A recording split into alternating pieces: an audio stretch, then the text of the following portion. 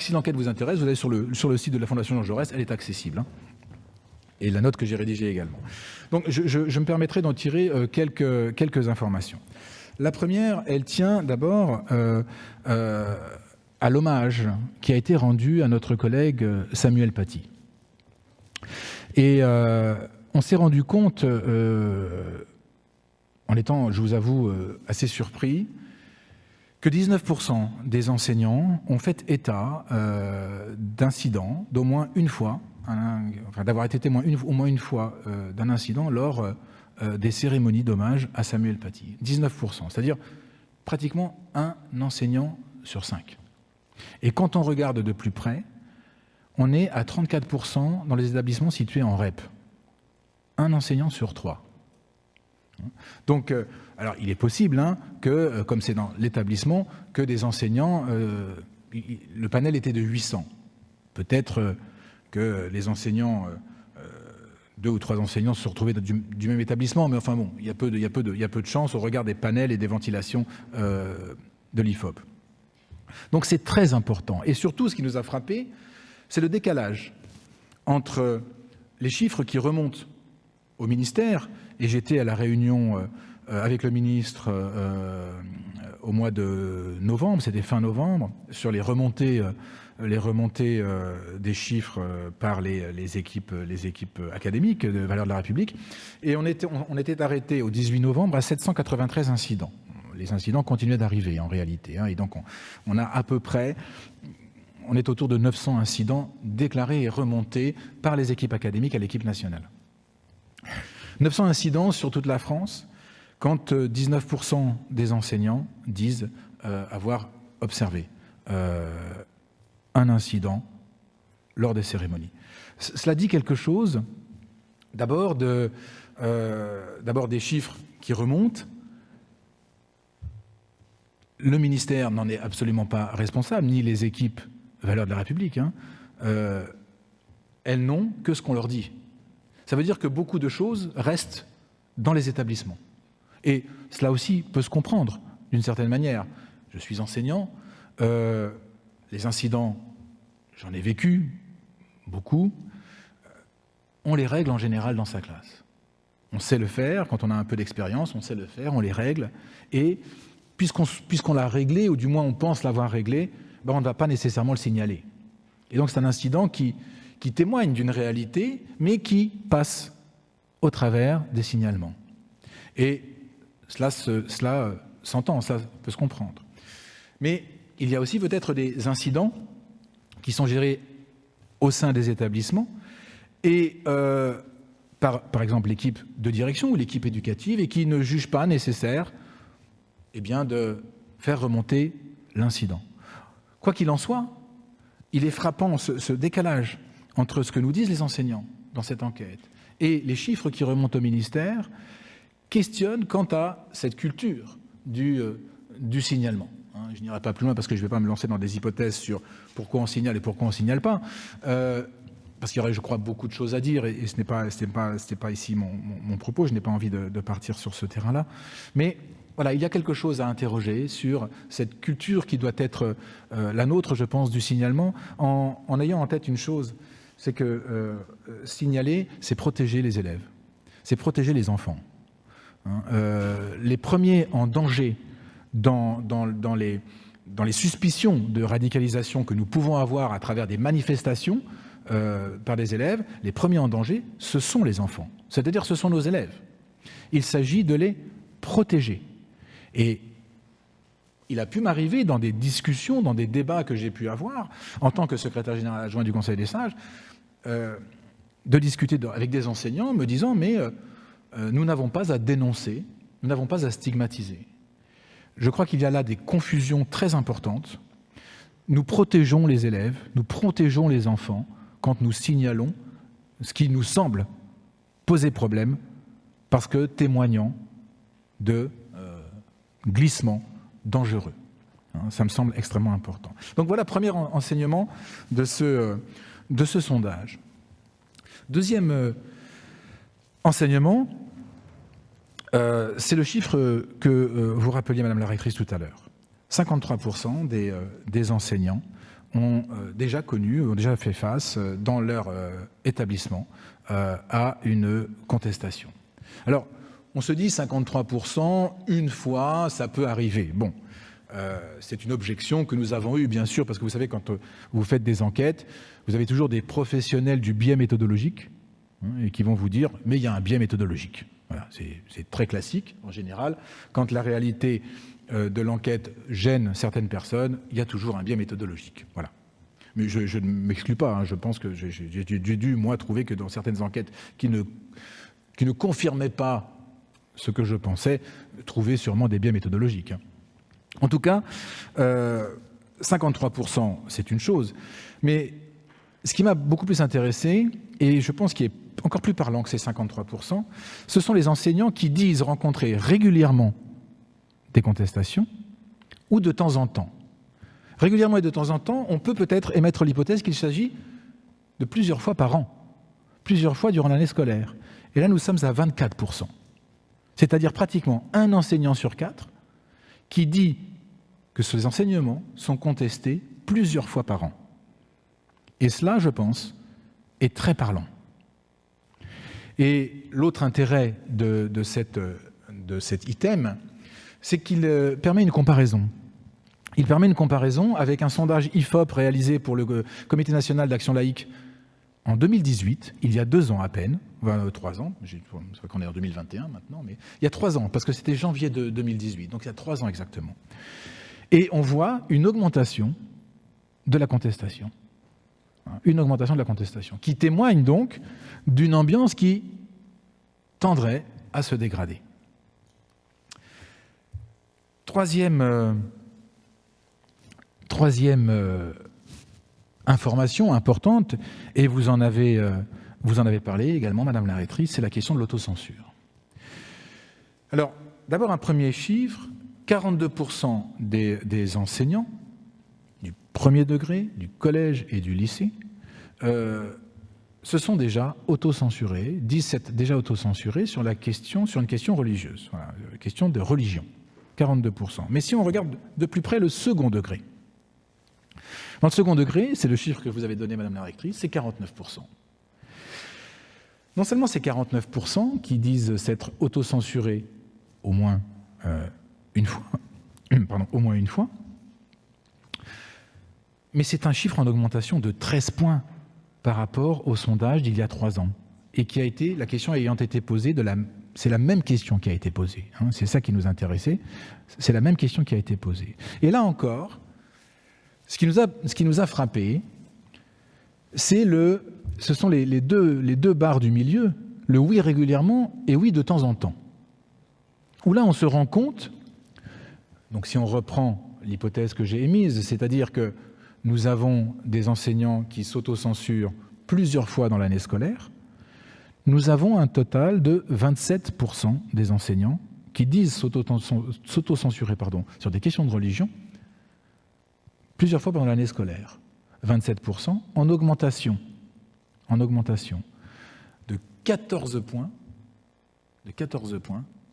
par rapport à il y a 3 ans. Donc on est à plus de 100% d'augmentation, c'est plus du double. Il y a 3 ans, c'était exactement 13% des enseignants qui disaient s'autocensurer plusieurs fois par an. Là, on est à 27. On est à 27. On voit bien qu'il y a là quelque chose qui nous parle. De fait, ces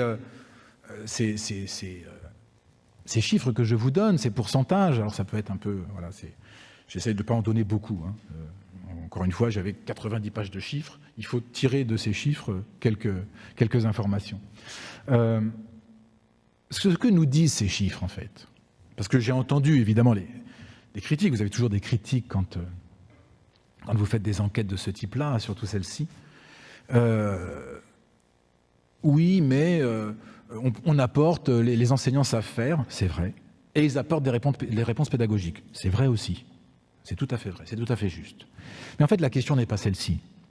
La question, c'est celle de l'interface que joue l'école entre la République, quelque part, qu'elle représente dans un quartier, dans un espace, et la société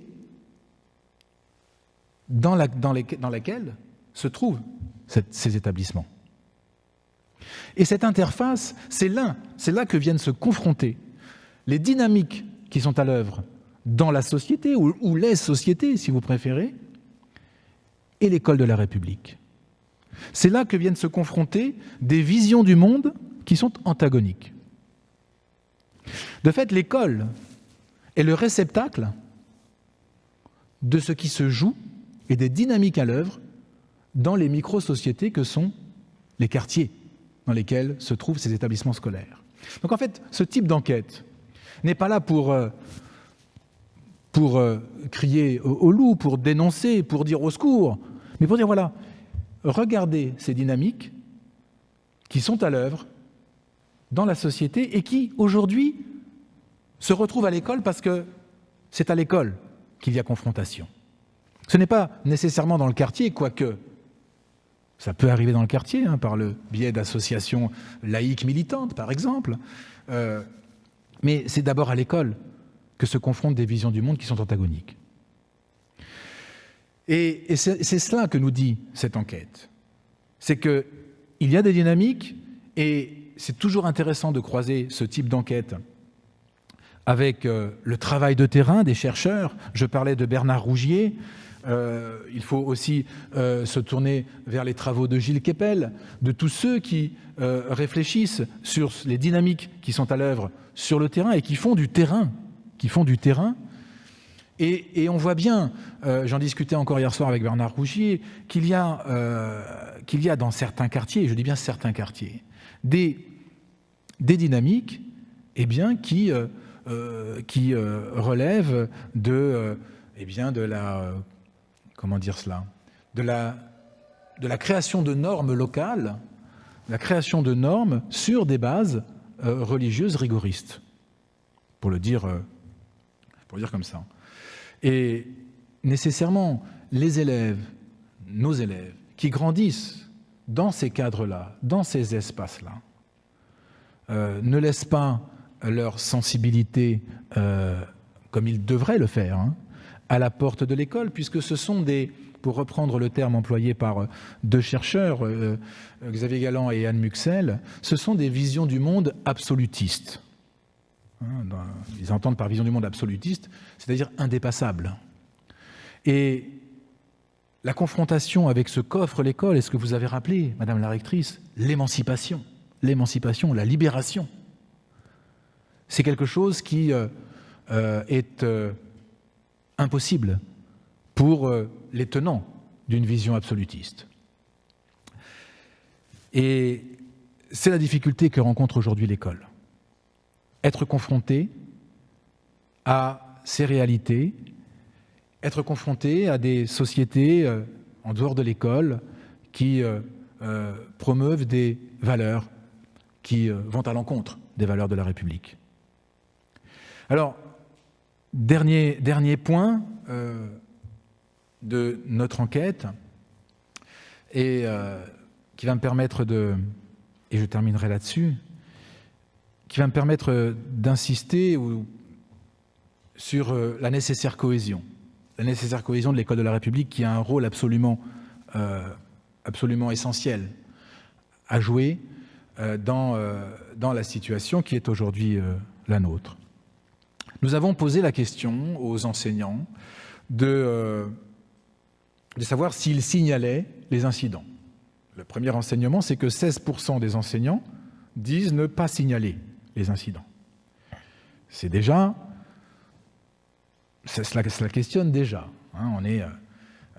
C'est un taux important. Donc, ils ne le signalent à personne. On peut s'interroger sur les raisons qui pousseraient des enseignants à ne signaler à personne. Pour être enseignant moi-même, ce n'est jamais agréable de se retrouver dans une situation compliquée avec les élèves et d'avoir à en parler, ne serait-ce qu'à des collègues. C'est toujours compliqué. Nous savons très bien que une salle des profs, c'est une salle remplie d'êtres humains. Je ne vous apprends rien. Et que les êtres humains, ils se regardent les uns les autres, ils s'épient aussi parfois, ils ne s'aiment pas tous. C'est comme ça, nous le savons. Et que parfois, en salle d'épreuve, c'est un peu difficile de dire ce que l'on peut vivre. On le vit comme une remise en cause de ce que l'on est professionnellement, et voire peut-être même plus. Donc il peut y avoir là une piste de réflexion. Il y a peut-être autre chose aussi. L'idée, encore une fois, de ne pas vouloir stigmatiser des élèves qui déjà rencontrent, et c'est vrai souvent, des difficultés, et parfois d'immenses difficultés. Donc, on peut émettre d'autres hypothèses, mais je ne m'attarderai pas là-dessus. 84% des enseignants signalent les incidents, mais ce qui nous a interpellés, c'est que 56% de ceux qui signalent le font à leur direction d'établissement. C'est-à-dire un peu plus d'un sur deux. Alors, 44% le font à un ou plusieurs collègues, voilà. Mais si remédiation il doit y avoir, notamment avec les parents, a priori, c'est plutôt vers le corps de direction que le réflexe doit mener les enseignants. Ce n'est le cas que pour la moitié, que pour un peu plus de la moitié d'entre eux. Cela, je pense, nous dit quelque chose sur, encore une fois, la question du signalement. Pourquoi ne pas signaler au chef d'établissement, au corps de direction, les incidents qui surviennent? On peut, là encore, émettre des hypothèses. L'enquête nous permet d'aller un peu plus loin. Et nous avons posé la question du sentiment. Alors c'est un sentiment, c'est un ressenti, du sentiment du soutien ou d'absence de soutien. Et quand je reste sur les corps de direction, 86% des enseignants disent avoir été soutenus par leur direction. 86%, c'est important. 14 disent ne pas avoir été soutenus, enfin d'avoir le sentiment de ne pas avoir été soutenus. Mais quand on regarde de plus près, le soutien total, le sentiment de soutien total n'est que de 54%. Cela veut dire aussi que les 32% qui disent avoir reçu un soutien partiel n'en sont pas entièrement satisfaits. On peut le comprendre comme cela. C'est-à-dire qu'ils n'ont pas trouvé tout ce qu'ils étaient venus chercher. On a là peut-être une piste. Deuxième piste que nous donne ce dernier tableau, je crois que c'est le dernier, oui, c'est la question que nous avons posée sur la réponse apportée. Voilà, la réponse apportée. Et la réponse apportée, pour 30% des enseignants, elle est jugée trop complaisante. Alors, un tiers des enseignants, à peu près, pensent que les réponses apportées sont trop complaisantes. On a là des conjonctions qui font des réponses qui vont dans un sens qui nous explique qu'il y a là, peut-être, un sentiment de manque de soutien, je dis bien un sentiment pour une partie des enseignants d'un manque de soutien de leur hiérarchie directe, qui peut-être serait un début d'explication à ce manque de signalement que l'on peut observer, et au fait que seuls 56% des enseignants se tournent vers leur direction. Voilà. Et de fait, il est évident, me semble-t-il, que si l'école de la République, si notre institution éducation nationale doit faire face aujourd'hui, dans les salles de classe, mais pas uniquement dans les salles de classe, dans les cours d'école, dans les cours de collège, de lycée, dans les activités qui sont menées, dans les relations que nous avons avec les parents. Nous savons aujourd'hui, et malheureusement les faits divers se succèdent les uns après les autres, nous savons aujourd'hui que les parents, et c'était signalé d'ailleurs dans le séminaire qu'a mené le ministre avec les équipes Valeurs de la République, les problèmes posés par les parents directement sont en augmentation de manière conséquente. Eh bien, si l'école de la République veut pouvoir faire face, il faut qu'il y ait une cohésion Il faut qu'il y ait une cohésion, d'abord qu'il y ait une cohérence interne, une objectivation du rôle de l'école, de ce que nous faisons à l'école, de ce que nous pouvons aussi y faire. Vous avez rappelé, Madame la rectrice, la neutralité absolument indépassable du fonctionnaire. C'est quelque chose qui d'axiologique, cette neutralité du fonctionnaire. Et cette objectivation nécessaire de ce qu'est l'école, du rôle émancipateur, libérateur, et c'est ce cadre que nous donne la laïcité, qui doit être connu de tous, qui doit être rappelé à tous, et qui doit permettre de donner une cohérence interne aux réponses apportées par les équipes pédagogiques, par les corps de direction, dans une cohésion absolument nécessaire. L'éducation nationale, elle est faite d'individus qui ne pensent pas tous la même chose, c'est évident. Pour qui connaît une salle des profs, on sait très bien que c'est parfois compliqué. Mais néanmoins, quand on est fonctionnaire de la République ou qu'on est dans l'école de la République pour y travailler, il y a des choses qui sont indépassables. Et notamment cette question de la laïcité, notamment cette question du rôle émancipateur et libérateur de l'école, qui doivent guider nos gestes, mais aussi et surtout nos enseignements, et permettre à tous, à toute l'équipe éducative, pédagogique et au corps de direction justement de faire bloc, de donner cette cohérence, cette cohésion nécessaire et permettre aux enseignants qui peuvent rencontrer des difficultés. Moi, quand j'ai commencé à Saint-Denis il y a 20 ans, je me permets de le dire aujourd'hui, j'en ai pris plein la figure. Je suis arrivé très naïf, je pensais que j'allais évangéliser le monde à la République, si je peux me permettre cette expression. Je suis vite redescendu, on m'a vite calmé, 1 mois a suffi, j'ai été très très vite calmé. Et donc je sais très bien combien cela peut être compliqué, combien ça peut être difficile dans des classes. Donc justement, il faut cette cohésion, il faut cette cohérence pour que les enseignants puissent s'adosser à l'institution, qu'ils se sentent soutenus, qu'ils ne se sentent pas seuls, et qu'il y ait vraiment cette synergie entre les différents corps qui composent notre éducation nationale et surtout sur le terrain, notre école. Je vous remercie.